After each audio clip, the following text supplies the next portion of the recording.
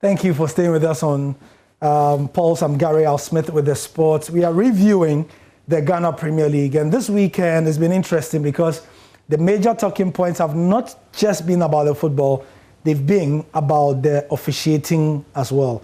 Not the officiating per se, but the reactions to them.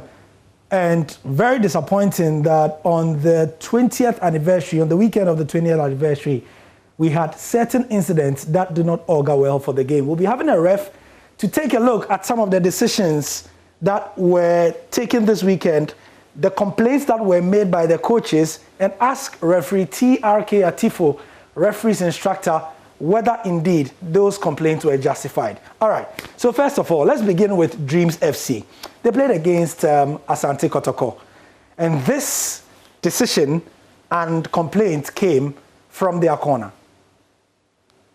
You know, football is very interesting. It's very interesting, and they have 11 against 11 players. And you have some player on the bench, and they are, because to game be better game, they call some people to help them. They are in black, you know, to help them to be better the game.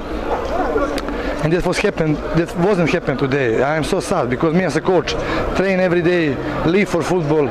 When I wake up, I think about football. When I go to sleep, I think about football, about my player, about formation. I always sometimes make mistake, but I want on the pitch player to decide who is going to win. And I'm so proud of my players. I'm so proud of my players. They play amazing game with character, with brave. Of course that we did a lot of mistakes. Okay, doesn't matter.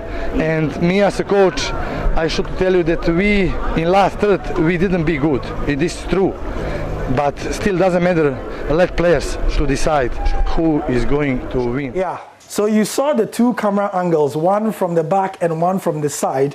What do you think? Was it a penalty or not? All right, let's go to referee T.R.K ATTIFU. Thank you for joining us.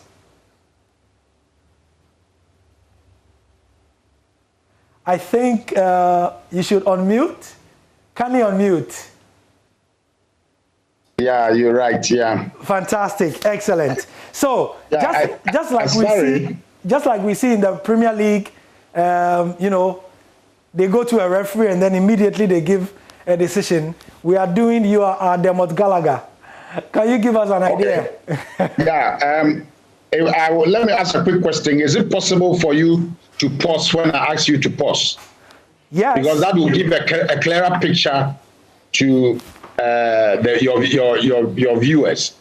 Because straight away, this is a good call by the referee. It's a penalty. Okay. Yeah, it's a penalty.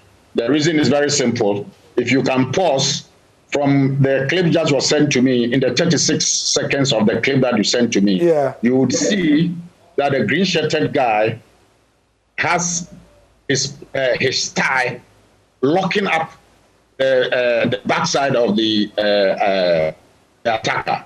And there was no way he could have played the ball from that side because the outstretched leg of the attacker is also in front. Okay, so you can see it here. Okay. So, no, not this one. I think it's your third playback. Okay, all right. So let's go. It will come again, and then we have a better look. Let it play. When I say stop, then you stop. Replay the one that. Stop it there. Oh shit. Sorry. So that's it. See clearly if you can stop it, because I've reviewed it several times. If you can stop it clearly, you would see that he made an attempt to play the ball. Yes, that is why he's not going to give. He's going to give a card. If you look at the position, he's more closer. Maybe he's not going to give a card or maybe a red card. But you can see that he made an attempt to play the ball, but he couldn't get the ball. But used the tie to bring the guy and then attack the guy from the back. So it's a good call. Fantastic. Okay, so there we go. We just saw it again. There you go. So you can see that even the falling nature of the attacker even pushed the ball again. So if you see how the guy fell, you can see clearly that, you see. Okay. See clearly. All right. So this one is sorted out by the ref. Let's go to the other case where King Faisal played versus Accra Heart of Oak in the capital. and King Faisal's penalty appeal was ignored by the match official. Ref, I'm sure you've reviewed this one as well. What do you think? I have reviewed it, and I can say it's rather unfortunate. The position of the referee couldn't give him the opportunity to see. If you watch it, stop it there. You can see the outstretched leg of the King Faisal player to pick the ball was in between the legs of the Hearts defender. Yeah. You can see it's in between the legs of the Hearts defender. Yes. So straight away, you should know that there was a tripping. Right. So this was also a good call. Sorry? This was also a good call. If you had, I don't know, you said you couldn't award the penalty. Yes. You could see that the attacker was ahead. As soon as he stretched his leg to pick the ball, this defender stretched his leg, and that tripped him. That is why he miskicked. Ah, right. Yeah, right. you could see. You will see that at one stage, because I normally will review it frame by frame. Yeah, you see. Yes. Have you seen it? Yes. Straight away, it was a penalty. If you didn't award it, then it's unfortunate. But if you awarded it, it's a good call. Okay, all right. So, I mean, we've got an idea of, the two controversial decisions at the weekend. There was even another one. By in Obuasi where Asante Kotoko, I'm sure you heard, Asante Kotoko were also given a penalty that was contentious. But anyway, so that said, do we give referees the benefit? Because we don't have VAR here, you understand. On the basis of these are split-second calls that we in our homes can see replays of, but the refs cannot.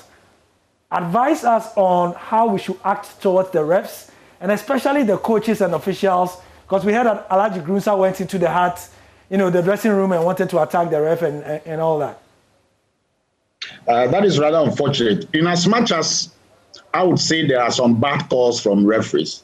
Referees have been trained in such a way that we expect quality from them.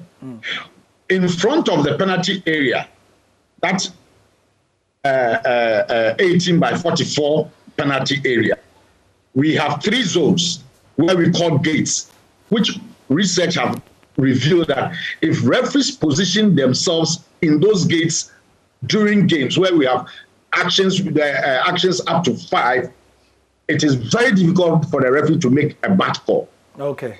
So the question is, if the referee was correctly positioned, there is obvious. It is obvious that he will make a good call. But if he is not correctly positioned, which also comes with fitness and stamina and the dynamics of the game, where the referees also need to know the tactics of play, where he can move into position when he has to.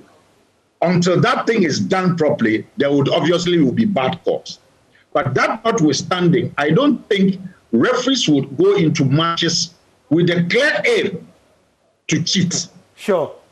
With a clear aim to cheat. So I would expect that some of these things would happen. When it happens, see it as an error.